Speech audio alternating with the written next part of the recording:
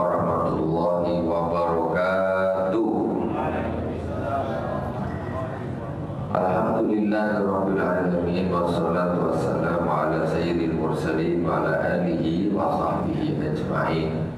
Allahumma salli ala nuril anwar wa sirril asrar wa tiryatil aghyar wa miftahi babil yasar sayyidina wa maulana Muhammadin al-Mukhtar wa alihi al-adhar wa ashabihi al-akhyar adada ni'amillahi wa ifdalil amam ila hadratin Nabi Mustafa Muhammadin sallallahu alaihi wasallam wa jami'i min al-anbiya wal mursalin wa sahabati wa tabi'in wa tabi'in wa jami'il awliya wa sahada wa salihin wa jami'i masyayikhina fid din khususan Abu Yazid Muhammad bin Alawi al-Malik al-Hasani wa Yazid Ahmad bin Said Muhammad al-Malik al-Hasani khususan ila Imam Muhammad bin Muhammad al-Ghazali amadan Allah bimadadihim wa amada alaina min barakatihim wa anwarihim wa ulumihim fid dini wa dunya wal akhirati bisirril Fatihah. A'udzu billahi minasy syaithanir rajim. Bismillahirrahmanirrahim. Alhamdulillahi rabbil alamin. Ar-Rahmanir Rahim. Maliki yaumiddin. Iyyaka na'budu wa iyyaka nasta'in. Ihdinas siratal mustaqim. Siratal ladzina an'amta 'alaihim ghairil maghdubi 'alaihim waladdallin. Amin. Bismillahirrahmanirrahim. Jamaah Masjid Al-Hikmah yang dirahmati Allah Subhanahu wa taala, kaum muslimin dan muslimat di mana saja berada yang dirahmati Allah. Kajian tasawuf kita sampai di masih seputar sifat-sifat tercela. Sampai di wa amma qaulul aqli fayasduru min ittidaliha husnul tadbir wa jawdatul dhihan. Nasaqabatul ra'i wa isawatul zan fatafatul bidakaikil amal wa khafaya abatin nafs wa amal ifratuha fayasulu minhu al-jari al-jarbazah al-khabas, yani al-khabas wa dahab wa makar wa al-khida fayasulu min tafridiha wa dhabiha al-ballah wal-habba wal-ghamarah wal-baladah wal-inkhida'. Sekarang berbicara tentang masalah kuatnya akal. Jadi manusia itu punya, ada di dalam diri setiap manusia itu 3 macam kekuatan. Yang pertama kuatul ghadab, kekuatan amarah. Kemudian asyahwah. Yang kedua kekuatan syahwat. Kemudian yang ketiga kuatul akal, yaitu kekuatan akal. Kekuatan akal para fayas turun tidak dihawal tadbir. Kekuatan akal, kalau akal itu positif, ya, kekuatannya itu positif, maka dia akan menghasilkan, maksudnya akal ini ditata dengan bagus, ya, ditata dengan bagus, maka hasilnya nanti akan membuahkan husnul tadbir wa jawdatul dhihan. Yaitu dia akal ini akan bagus, pandai dia mengatur, ya, pandai dia mengatur. Terus pikirannya itu bagus, positif, bagus pikirannya. Terus dia apabila dia menebak sesuatu atau memprediksi sesuatu itu akan tepat, karena akalnya ini maksudnya bagus, betul-betul dijaga, betul-betul diatur akal itu. Watafatul bidaqaikil a'mal wa khawayafatin nafs. Juga orang ini kalau akalnya bagus, betul, baik, dia akan pandai melakukan perbuatan atau amal atau pekerjaan yang rumit. Nah, dia akan tetap bisa melakukannya. Dan perkara-perkara yang samar, daripada bahaya-bahaya yang akan menimpa diri, dia tahu, antisipasinya bagus dengan akalnya. Fa'ama ifratul hawaya Yang sulu itu adalah bazah pada awal makna. Tetapi akal ini kalau melampaui batas, ya dia tidak normal akal ini melampaui batas, maka dia akan berefek menjadi makar licik nanti ya. Dia akan bikin tipu daya, wasidah, ya, bikin tipu daya, makar, bikin makar. Dengan otaknya, kecerdasannya justru akan berbuat perbuatan-perbuatan yang negatif apabila akalnya atau otaknya tadi tidak dimanage dengan manage yang betul. Makanya orang yang cerdas tapi jahat itu lebih berbahaya daripada orang yang bodoh tapi jahat. Orang bodoh jahat paling nyolong pisang, curi pisang, curi LPG, kayak apa curi LPG. Tapi orang cerdas, pintar, akalnya cuma tidak termanage dengan betul, dia tak nyuri itu. Ngapain nyuri itu? Dia bisa nyuri rekening duit orang di bank, gimana caranya tak tahulah. Atau bikin modus penipuan, senang aja dia dapat duit. Yang ini orang bodoh, jahat, nyuri pisang, satu tandan besar, gampang ketemu orang, dijual paling dapat berapa? Bodoh tapi jahat. Jadi lebih merugikan orang pintar, otaknya pintar tapi tak betul. Itu bahaya, menipu, koruptor ratusan triliun. Kalau orang bodoh paling curi ayam, berapa lah ayam harganya kan? Itu yang parah itu sekarang musim orang nyuri pisang. Ini pisang pula berapa dicuri dia? Memang iya, berapa untung ya? Resikonya besar. Koruptor ratusan triliun belum tentu digebukin orang, ya bu ya. Nyuri pisang sekalian habis, babak belur. Bodoh jahat, itu otaknya tak pas. Nah kadang-kadang orang begitu pikirannya. Jadi akal ini memang harus pintar tetapi betul. Kemudian waya sulu minta fritiha atau pihak bala alhamdulillah kemar bala sebaliknya. Sebaliknya orang kalau akal ini dia terlalu rendah, terlalu bodoh, maka dia akan menjadikan kedunguan, ya, bodoh, mudah tertipu, dibohongin orang gampang. Orang akalnya tak gampang aja ditipu orang. Masya Allah. Makanya cerdas itu perlu, cuma harus betul-betul ditidal, maksudnya ditata dengan tatanan yang bagus. Semuanya syahwat juga gitu harus ditata. Kalau berlebihan jadi jelek, kalau kekurangan juga jelek. Terus apa tadi untuk marah, sifat marah juga harus ditata. Dia harus tengah-tengah standar, maksudnya bagus, balance. Dia terlalu jadi orang yang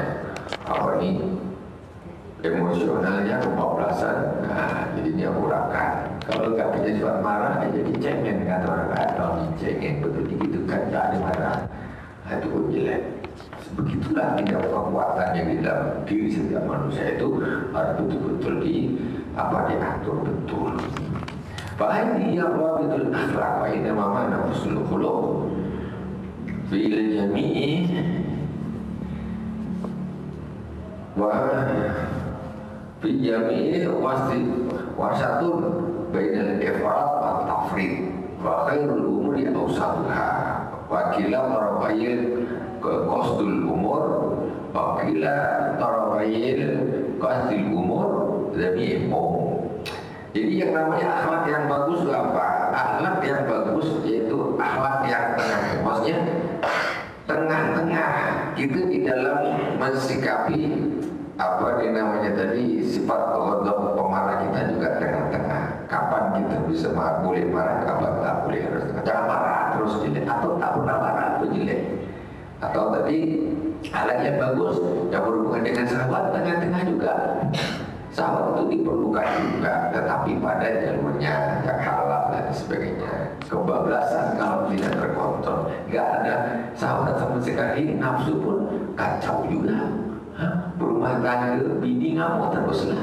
Apa cek mancing, kita balik-balik kata dia. Bina, gimana nih? Tak usah balik jelas sekali. Katanya dia tak nafsu tak ada sama sekali. Tak bisa. seperti itu. Terus akal juga begitu, akal kecerdasan itu juga harus tengah-tengah melampaui batas bisa menjadikan tindakan melakukan tindakan yang negatif. Terlalu bawah juga akan menjadikan kedunguan. Maksudnya tengah ini bukan berarti IQ-nya cerdas, IQ dia cerdas, cuma dia dikontrol itu tak kebablasan sampai hal-hal yang menjadi negatif. Qala azza wa jalla wa la taj'al yadaka maghlulatan ila unukika wa la tabsutha kullal basti. Allah Subhanahu wa taala berfirman, wa la taj'al yadaka maghlulatan ila unukika. Janganlah kau jadikan tanganmu itu terbelenggu di lehermu ini. Kalau kita tengok orang macam gini, ya, itu namanya orang biasanya orang yang macam mana kalau gini-gini. Ini orang yang kenapa orang kok malas? Ya kan, kalau gini kan orang malas begitu pagi-pagi ini. Jadi kau jangan jadi katamu terbelenggu ini malas. Kalau malas sudah aku pasti terus jangan dong. Juga sebenarnya kau jangan gini terus maksudnya. Sedang-sedanglah ya kadang kadang istirahat, kadang kadang kerja, kadang tidak standar. Jangan terus bulan pasti gini terus. Maksudnya tangan ini gerak terus ke depan terus, beraksi terus. Jangan tengah-tengah, ya tengah-tengah ya kadang-kadang ya berhenti, kadang-kadang jalan, sedang-sedang saja. Kemudian waqala ta'ala walladzina idza anfaqu lam yusrifu wa lam yaqturu wa kana baina dzalika qawama. Dan orang-orang yang apabila berinfak mereka tidak berlebihan dan tidak ngirit. Bahkan baina dzalika qawama, dan antara itu adalah qawam. Ini qawam ini yang memang yang pas. Yang pas ini tengah-tengah. Maksudnya infak ini terlalu diserap berlebihan apa? Bukan main dia dari sana infak, banyak infak. Istri dia belajar ngutang di warung. Kan ini tak betul ini. Dia kalau infak ke tempat orang, yang ini di rumah ngeluh. Listrik petok bunyi ngutang. Ini kalau tak beli tak ngutang nih bapak masih kemana tak mati listrik. Di warung ngutang dulu lah. Kacau. Infak oke, tapi jangan sampai terjadi kezaliman berlebihan habis ke sana yang menjadi kewajiban malah ditinggalkan. Kemudian walau yang tuh mirip pun tidak. Dompet isi merah 2.500.000 isi dompet.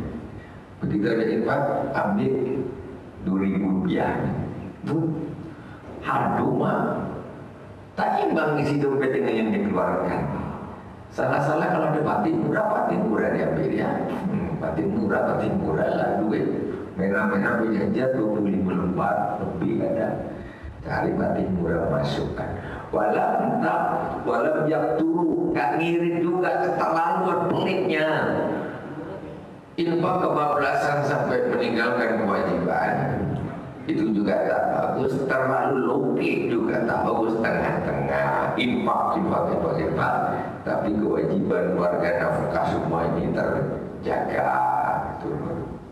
Jadi tengah-tengah, jangan tidak. Waqala ta'ala asyidda'u 'alal kuffari ruhama'u bainahum. Sifatnya sahabat itu asyidda' 'alal kuffar, tegas itu dengan para orang-orang kafir, berani, tegas, keras, tegas, betul maksudnya bukan zalim. Keras tetapi bukan kezaliman, namun di dalam hal yang betul. Ruhama ubainahum, yang saling mengasihi kepada sesama kaum muslimin. Kalau dengan orang-orang lain ditegas, najis, tegas pokoknya. Tapi kalau dengan orang kaum muslimin lemah lembut, dia lemah lembut. Ini jangan dibalik. Omongan kaum semua haram kok, gila kok, musyrik kok, habis semuanya. Dengan yang sana saja sopan. Dengan orang depan malah tok balik. Dia bermusuhan dengan sesama kaum muslimin, malahan ya terlalu dia terlalu apa kita bilang nih keras terhadap kaum muslimin, membabu buta bahkan kayak gak ada belas kasihan. Tapi dengan orang-orang kufar tanpa belas kasihan kembali. Sahabat tadi itu sahabat dengan orang kufar yang tegas dia dengan kaum muslimin dia lemah lembut, dia saling sayang, saling mengasihi. Wa ma lewat itu menjadi lupa ila ifrat wa tafriq wa ba'du lam yakmul husnul khuluq. Jadi ketika seorang di dalam masalah ini semuanya dia kok masih cenderung kepada berlebihan atau cenderung kepada teledor, berarti akhlaknya belum bagus. Orang yang bagus ini memang posisinya betul-betul netral, bagus di tengah standar. Yang bagus enggak perlu berlebihan, jadi tidak terlalu kendor atau terlalu teledor. Harus di tengah-tengah itu akhlak yang bagus seperti itu. Itu namanya wasatoh, tengah-tengah makanya wasatiyah. Islam itu agama wasatiyah, maksudnya tengah-tengah, nggak terlalu kebablasan atau nggak terlalu rendah kali, terlalu teledor tidak, jadi bagus. Bukan berarti tengah-tengah itu apa? Tengah-tengah itu yang paling bagus, bukan berarti yang paling tinggi. Yang paling tinggi kalau urusan kebablasan ya nggak bagus. Yang bagus itu yang tengah-tengah, yang standar. Tariqu istri akhlak al-mujahadah war-riyadhah. Sekarang bagaimana caranya orang untuk memperbaiki akhlak? Macam mana ya caranya ya? Aku dikepinkan juga lah menjadi orang baik. Gimana caranya? Caranya yaitu al-mujahadah war-riyadhah. Apa nih? Apa maksudnya mujahadah dan riyadah? Orang nggak jadi orang penyabar, nggak jadi orang dermawan, nggak jadi orang tawadu. Itu tidak bisa dong. Simsalah bin Mabrak langsung hari ini orang fasik penjahat, besok langsung jadi wali. Ya bisa saja kalau Allah menghendaki, tapi secara umum ini ada ikhtiarnya. Karena Al-Imam Al-Ghazali menunjukkan kepada kita bagaimana caranya orang untuk memperbaiki akhlak. Tariqu islahi hadhil akhlak kulliha al-mujahadah war-riyadhah. Jadi jalan atau cara memperbaiki akhlak-akhlak ini semuanya yaitu caranya itu mujahadah dan riyadhah. Apa itu mujahadah? Wa ma'na mujahadah ayyukan lifasibatal mufridata al-ghalibah khilafa muqtadama fata'malu binakidhim mujibiha fa'in ghalabal bukhlu ala tazalu tatakallaful badla bil juhd wa tudawimu alaihi marratan ba'da ukhra hatta yasula alaihi badalu fi mahalli. Sekarang mujahadah. Mujahadah itu apa? Mujahadah yaitu yukallifus sifat al-mufridah ala khilafah muqtadaha. Maksudnya menekan, istilahnya dia menekan, sangat mengusahakan sifat yang tadi berlebihan, yang lebih dominan kepada badan. Dia harus melakukan, kamu harus melakukan kebalikannya.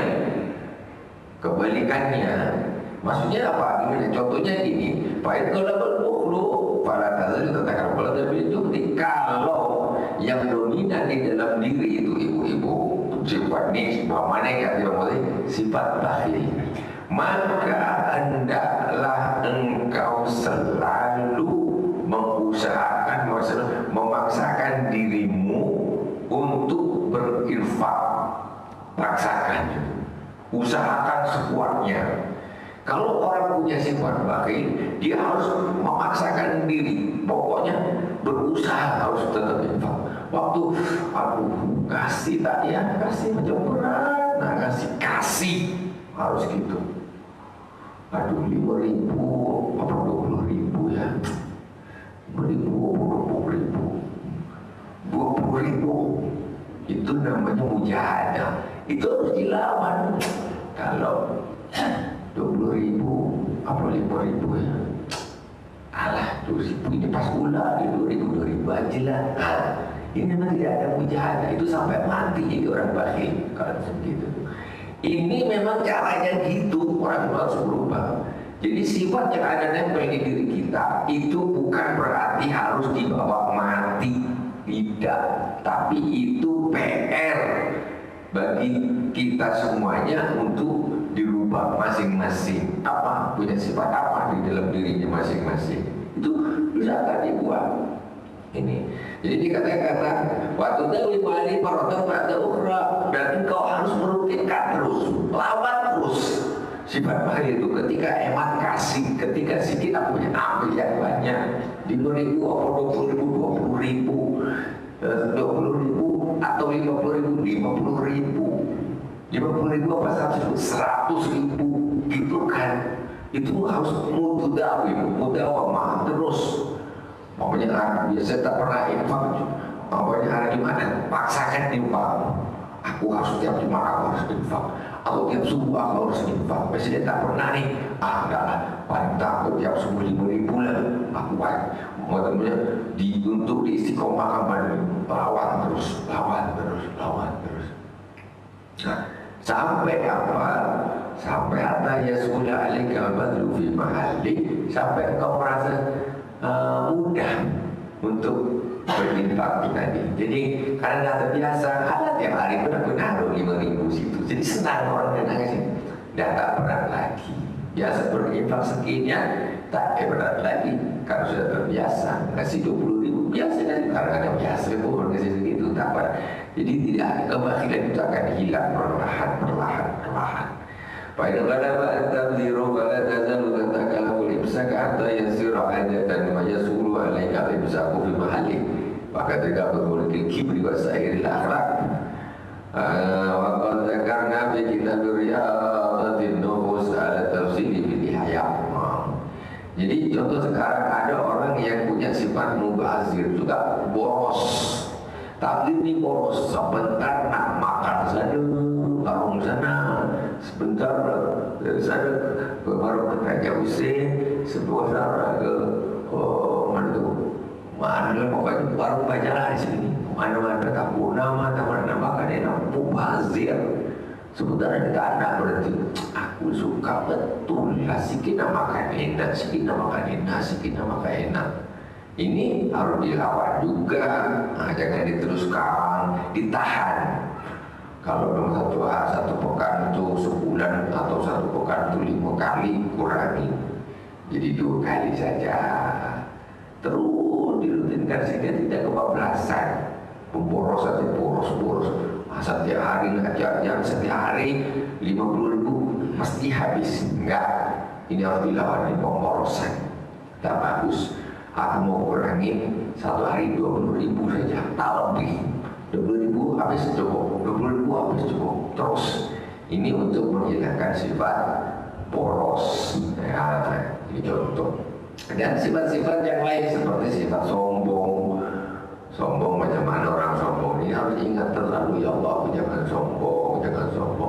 Ketemu orang macam mana, ngomongnya macam mana, cara duduknya, cara jalannya macam mana, harus dirubah. Ini tidak sok tetap aja masuk setengah terus bikin mampus apalah lagi itu, padahal dompetnya sedikit isinya. Baru aja pakai seragam sedikit mah, baru diangkat pakai seragam dan lain dan sombong kali. Masya Allah, jadi pejabat sombong, jadi penguasa sombong dan lain kan. Masih tak kenal dulu kenal, sekarang tak kenal lagi kata. Jangan sombong, itu harus diubah. Paksakan. Mudah-mudahan tidak pakai seragam jadi orang pejabat ini. Kalau udah jalan tengok orang-orang kampung duduk melarat, apa itu orang nyapu, orang apa, males nana responnya. Jangan itu paksakan, dekatin, duduk, dipaksakan. Udah seragam, udah ini, ada orang-orang duduk kedai kopi. Tak kita ni kelasnya dah kafe. Duduk kedai kopi ni apa bilang? Jadi paksakan kan. Kalau dia tak kafe, tak dia sombong kali duduk dengan kawan lama, kawan sekolah, kawan ini. Dah selain profesi mak di sana tukang nyangkul, sini dah pakai seragam gagah ngok. Tengok kawan tu dah tak terlalu lagi. Ini je dah, boleh kedip mata je dah. Kenapa datang? Kenapa duduk sebentar tu kawan kau dulu? Paksakan, hilangkan kesombongan. Itu sebab itu. Ya semuanya harus diusahakan, itu namanya mujahadah. Ya mujahadah. Dan kita ada satu di kitab dalam kitab Ihya Al-Ulum Muslim menerangkan tentang pajak lebar.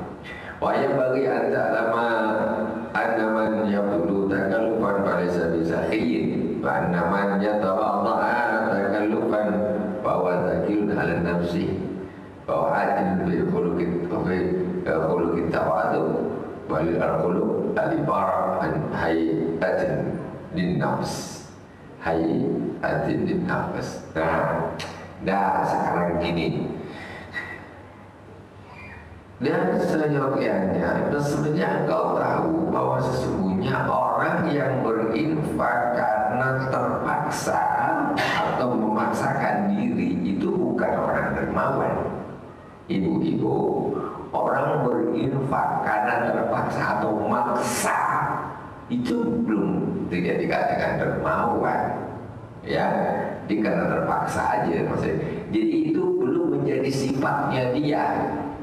Kadang-kadang apalagi orang apa nih ya karena beriman karena niat-niat duniawi supaya dipilih supaya ini supaya itu, bukan orang dermawan itu hakikatnya itu bloke, cuma itu ada maunya saja dia kita kasih. Jadi orang yang memberi termas dengan memaksakan dirinya itu bukan orang dermawan walaupun ngasih. Jadi yang namanya dermawan itu sifat.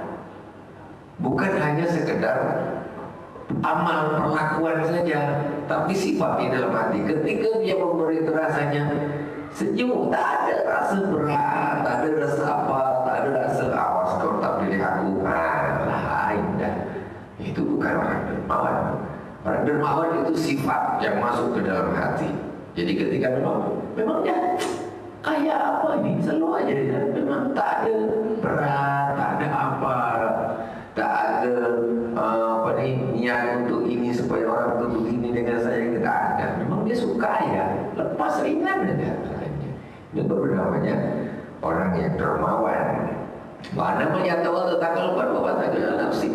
Orang tawadu depan orang ini, depan orang nak jalan ini. Tapi sebetulnya dia melakukan itu karena keterpaksaan. Memaksakan diri, badan dia nunduk, tapi hati dia, kau memang gitu dia, ya kan? Aku sebelum malas duduk depan orang ini, tapi dia nunduk dia, sopan gitu. Dalam hati dia malas, aku duduk di depan orang ini. Dia melakukan satu tindakan gambarnya macam orang tawadu, tapi dia bukan tawadu. Karena dia melakukan hal tersebut karena memaksakan diri atau terpaksa.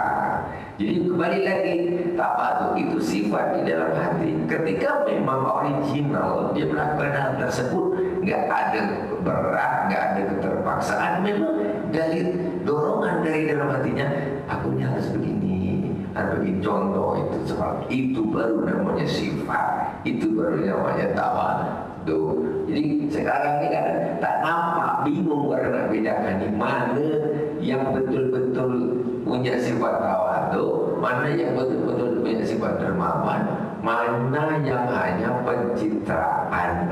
Sekarang ini pencitraan nih. Nah, kalau tak original mesti dia tak tahan lama.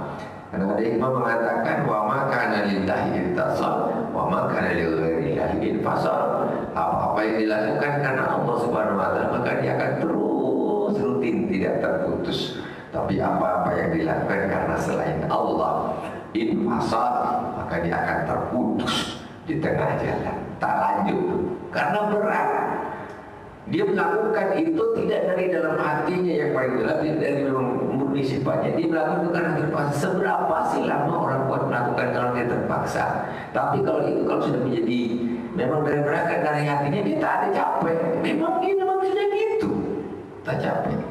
Makanya kalau dilihat orang takalufan memaksakan diri, ya memang tidak berangkat dari dalam hatinya atau tidak karena Allah Subhanahu wa taala, ya itu dia akan mesti dia akan putus di tengah jalan. Capek dia pura-pura tuh capek, pura-pura tawadu, pura-pura dermawan.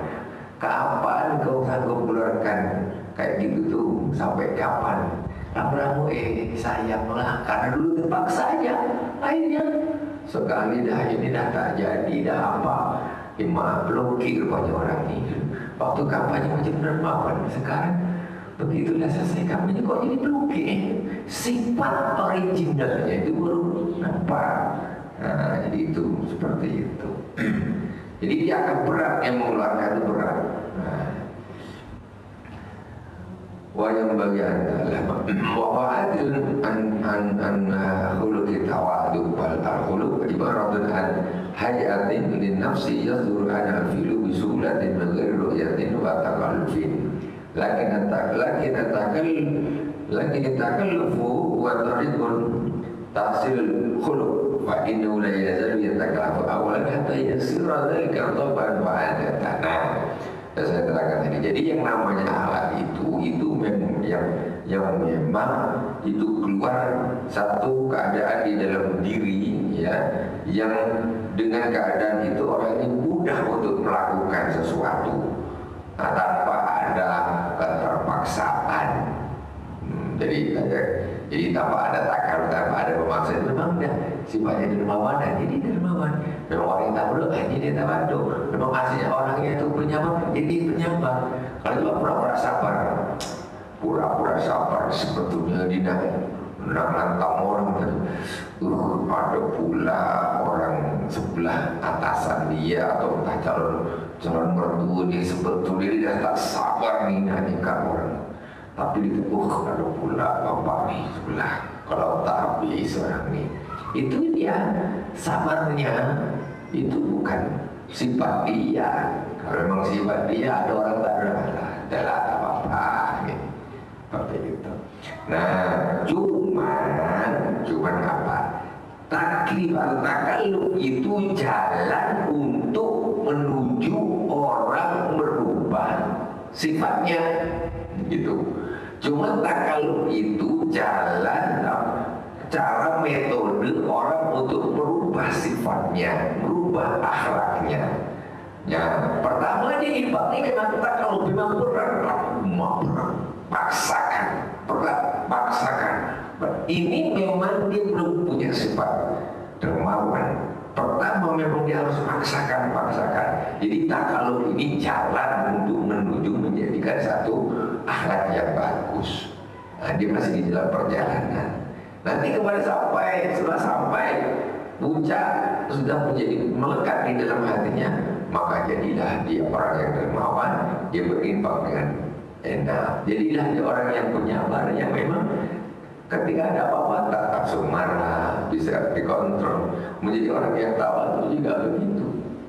Awalnya susah, yang dia paksakan. Macam mana lah, malas betul karena dulu dengan orang-orang kampung tuh belas. Tapi kalau itu dilanjutkan terus, maka selamanya dia akan jadi orang yang sombong. Nah dulu kedai kopi orang banyak memang, tapi malas ya. Kursi dia macam gitu baru ibaratnya gitu. Contoh, tapi kalau kita untuk silaturahim, kita menurunkan ego, menurunkan ini harus dipaksakan, menyapa orang dulu dan sebagainya. Jadi paksakan. Kalau tidak ya gitu terus sombong terus. Nah, jadi sampai sesuatu yang tadi pertama dia dengan paksa sehingga menjadi satu adat kebiasaan, akhirnya menjadi ringan ketika untuk melakukan itu, akhirnya menjadi tabiat, menjadi sesuatu yang menancap di dalam hatinya. Maka jadilah sifat itu yang jelek itu pergi ganti sifat yang bagus. Itu caranya memang harus begitu. Fayafhamu min hadza anna al-bakhila qad yabdhul wa anna as-saghiya qad yumsik. Fala tanzur ila al-fi'li bal ila al-hayati ar-rasikha allati tasduru min al-af'alu bi yusrin min ghairi takalluf. Nah, kalau dipahami dari ini, kalau begitu begini, bisa jadi orang yang bakhil itu justru dia berinfak. Orang yang dermawan pada suatu saat dia tidak berinfak. Bisa jadi. Nah, karena itu dia sifatnya sifat, bukan perbuatan. Ketika punya pas ada sumbangan apa semua, orang yang bakhil ini dia orang banyak tak ngasih, macam mana kasihlah, orang akan perhatian. Tapi orang ini ada sebelahnya orang dermawan ini. Kebetulan bulan tadi kita bawa dompet, kata dia, ya udahlah, lewatlah, tak isi lah.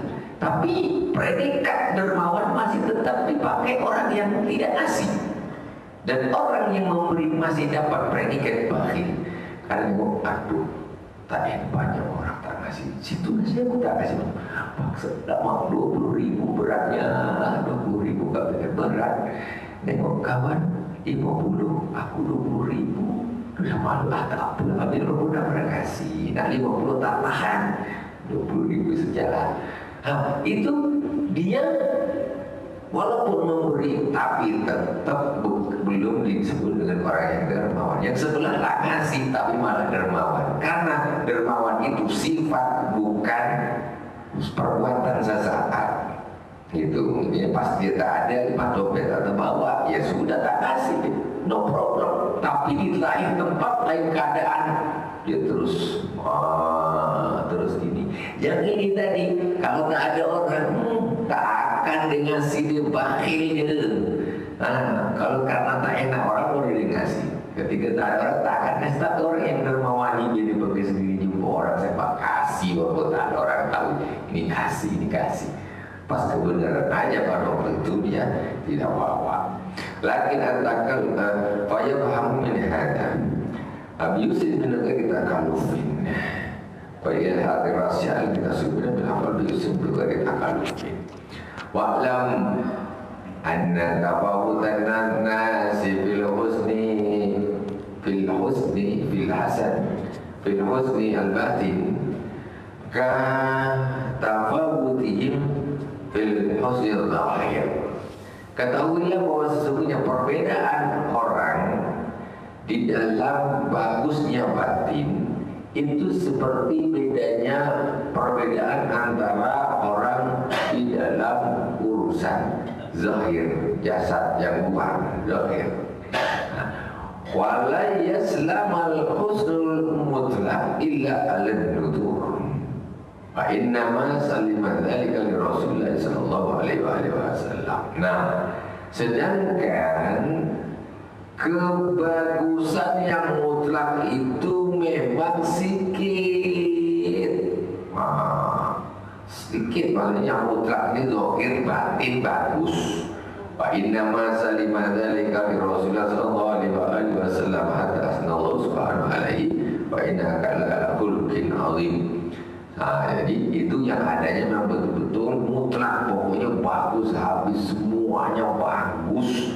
Itu ada pada diri Rasulullah SAW. Ini jarang.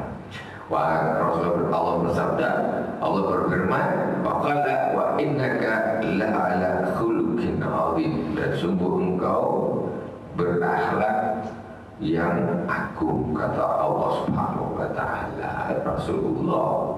Wa laysa dinayatu mawqufatun 'alal kamalil baligh, lakin ala ayyakuna al-mailu ila al-wadhi akthar.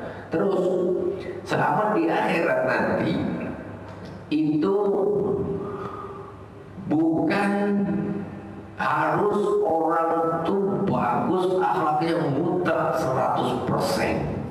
Mah susah, Nabi lah yang bisa masuk surga. Kalau kayak gitu saja, macam mana orang-orang macam kita nak masuk? Jadi yang akan berhak nanti di akhirat itu istilahnya masuk surga, ya selamat. Itu bukan yang harus bagus 100%, cuman kecenderungannya kepada yang baik itu lebih banyak. Ya namanya manusia mungkin kadang-kadang ada sifatnya gini, tapi sifat baiknya tuh lebih banyak, lebih dominan daripada sifat jeleknya. Itu sudah selamat. Istilahnya kalau sifat baik dikurangi sifat jelek, pokoknya masih ada sisa. Nah inilah sisanya ini menang kebaikannya gitu.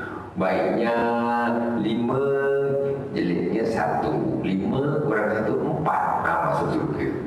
Lebih banyak apa bagus dia. Nah, kalau dikalikan penipu, pemarah, peluki, jahat, baik dia cuma 1.